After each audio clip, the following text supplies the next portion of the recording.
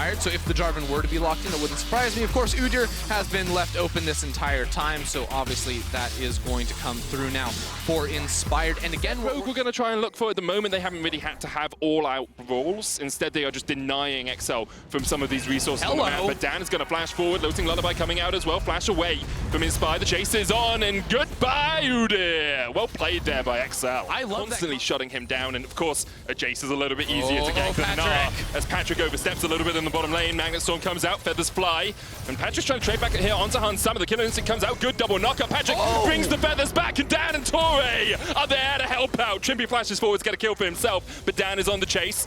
Inspired here to join the fray. Chocolate misses the abscond abduct, but Trimpy has nowhere to go and no flash to get out. The Dragon towards the bot side, but I actually think it's quite a miss here from Rogue to try and match in that 2v2 towards the top side of the map. And if you looked at the bottom of your screen there, you could see the gold for Patrick jump up. It was about even with Hans Summer when that Rift Herald started the charge. He is now 800 gold ahead. Yeah, also if you look at the two junglers, right? Because for a point, the rest of Excel make their way down towards bot side. Odo will be that strong weak side top laner we know him to be and say, I'm coming to the strong side, baby. You told me you couldn't die, but Sion, he's blocked by the Killer Instinct from Hans Summer. That was beautiful. Dives in front of the Zombie King and manages to take him out. Cry's trying to trade back in, but he's... Gale Force also completed now. It removes a lot of the engaged threat I feel that Rogue have, because obviously already he's going to have the Feather Storm he can pop up. I almost feel like the biggest part of that is because the first Drake took so long to actually go down. Like Rogue don't really have one generic style. That's like they've proven they can play multiple different comps, different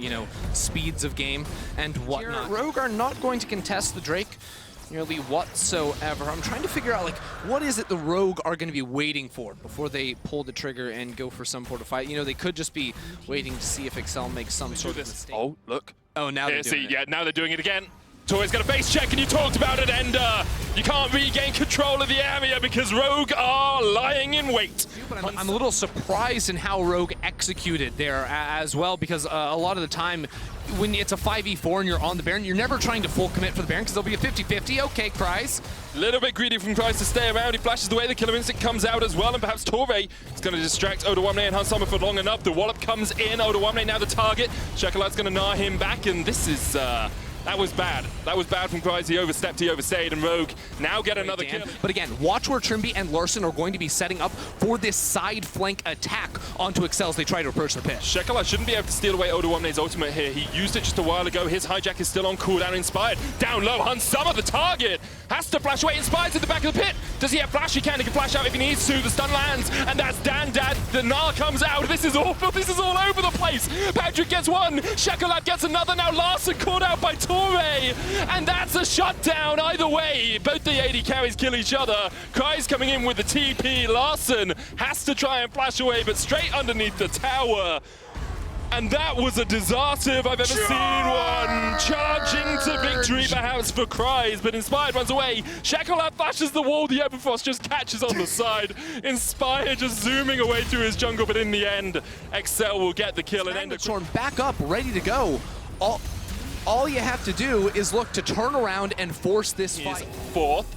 Sleep's gonna land. Oh, this is Drift King territory. No, Cries decides to stop it. Torre diving in, and Larson, no flash from the previous fight. He has a scatter of the weak, but the weak are right back in it. Shekelight with the kill. Odo1 now running away towards the top side. He could look for a jump across the wall here with the Gnar, but Shekelight's gonna try and chase him out. Rogue doing what they can. Trimby still has the flash, the Magnet Storm, the Attract Repel. Is he gonna go in? Shekelight has a Gnar of his own, but he is Gnarred into the wall. He counter Gnars. But here goes Trimby, and this is a great fight perhaps for Rogue, but already they have lost two.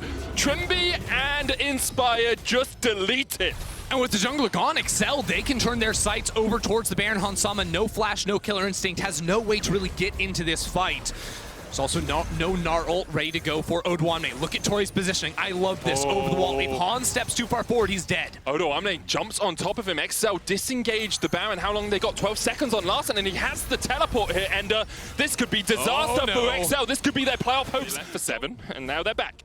Dan now with the Cosmic Drive. The Cosmic Drive as well finished on Shekelight. Pretty far behind Larson inside the mid lane. Patrick now sitting on 4 items. The same can be said for Hans Summer. If he's allowed to free hit the front line of Rogue, Excel's team fight looks oh so good here. But Rogue have push on mid. Excel committed into the river way too early, so now they use the ulti to charge on through. Charging in, the Banshees is popped. Cries knocked back with the Scatter of the Weak. He's already down to about 3rd HP. Inspired chunked out to half as well. Torre looking for the Hex Flash across the wall.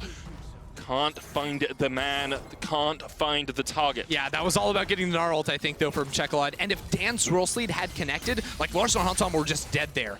There's a stopwatch on Hans that could keep him alive for a little bit longer, but now Kryze's teleport will come through. That ulti, level 16 passed, very low cooldown, so he's going to be ready to charge in just a few more seconds. Battle lines are drawn. Rogue take the top side, XL take the bot, and it might be a Baron for Ocean Dragon trade, but this Baron... That's just not worth it, Rogue. XL love to get the Ocean for this. They can still force a team fight as well. Trimby has been spotted out with the blue trinket. That is huge. The flank now from Rogue is gone. Baron is going to get taken down. Now, can Chekolad get in there because he has the Gnar, the sleep? That was so long range, and here we go.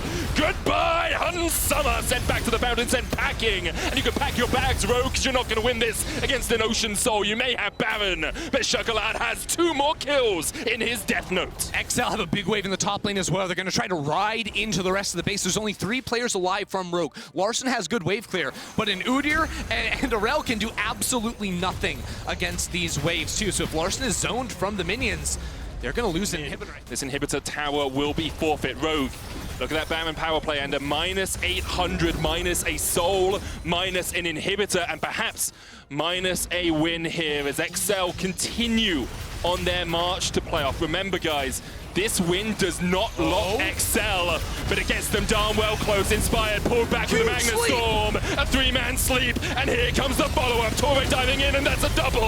Larson taken out, and XL have excelled. This is excellent, exceptional. Somehow they get the quadra kill for Patrick. Odoamne's not going to give him the penta. He's been denied Pog so many times. He wants to deny the penta kill here for Patrick, but perhaps XL are going to look for it. Are they greedy? You've only got 6 wins so far this split. Take one away and you have as many kills as Patrick might get in this penta. Instead, XL say, no, we want playoffs more than the penta. And they get their 7th win of split.